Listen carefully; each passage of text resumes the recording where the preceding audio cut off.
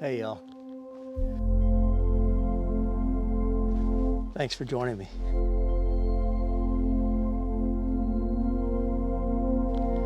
It's so nice that I just have to get out. Now, you can't tell that from the sky. The sky looks pretty heavy with the clouds, but it is very pleasant out. It's only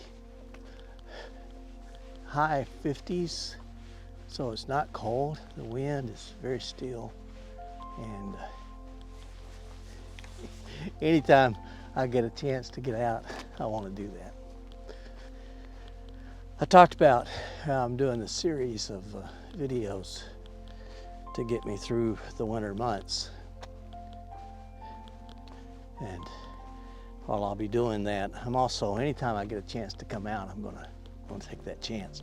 Now, March starts Milky Way season again, and I've got plans for that.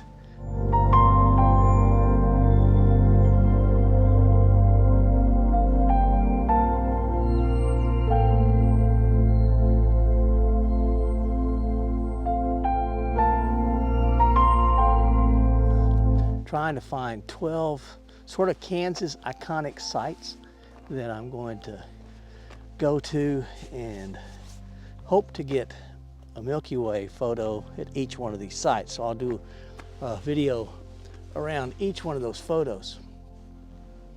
And then I'm also hoping to get owls. And if possible, I have 6 places that's supposed to have owls that are often spotted. They're hard to find. So I'm hoping to perhaps get 2 from each one of those 6 spots, and that would be 12. And I'd do a series of videos around that on how I found them and what happened. We'll see. You know, they got to cooperate with me. That might be a video as well. You go out with big plans, you come back empty-handed, and then what do you have? Well, you still have the joy of getting out here.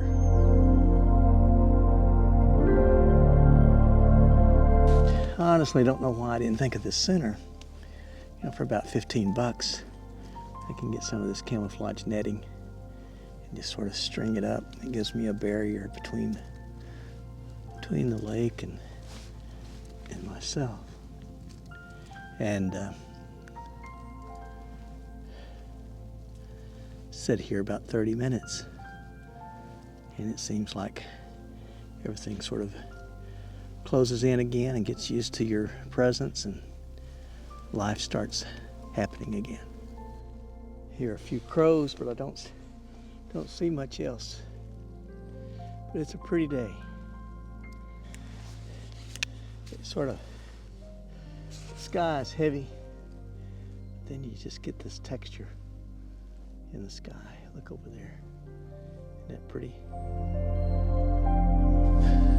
I was walking up to the car, and a blue heron flew by along the shore of the lake.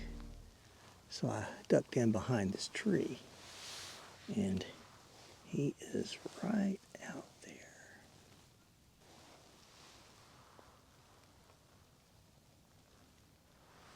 See if I can't take a little video of him, see what he's doing, and then I might try to get a couple of pictures.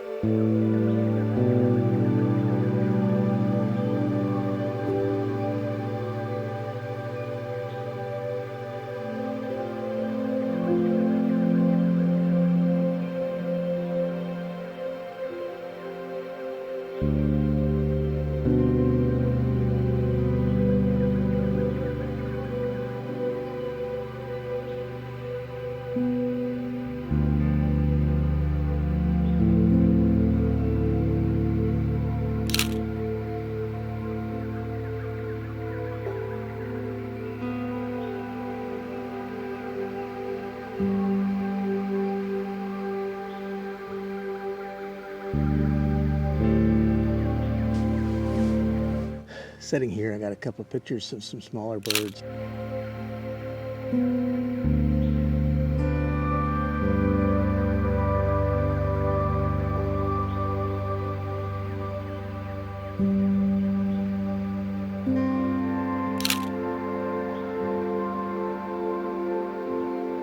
A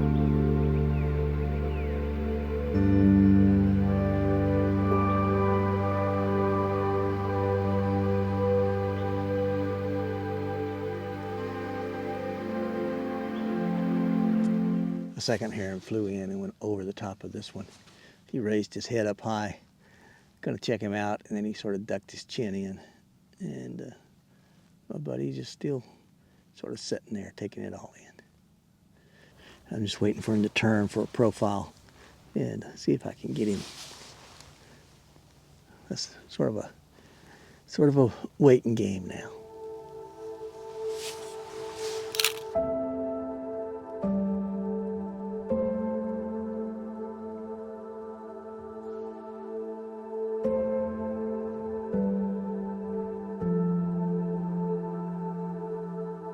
Finally, my patient heron decided to fly away and look for new hunting grounds. And this cormorant decided to just fly in and land right beside me. I was still in photo mode, so I just got a series of photos of him. I walked on down and I found on the side of the trail this red-tailed hawk. Didn't seem concerned that I was walking past. Sat there, groomed himself for a while, gave me a stare down.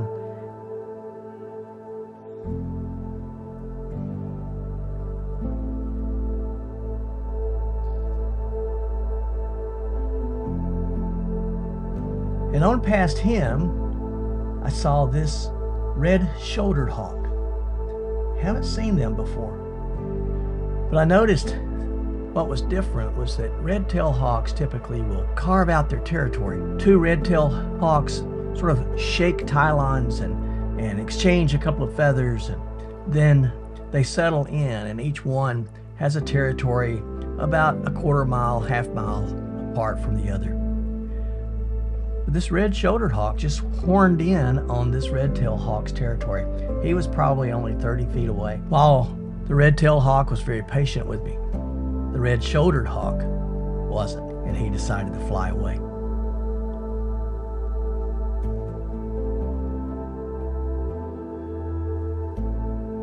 Called it a day.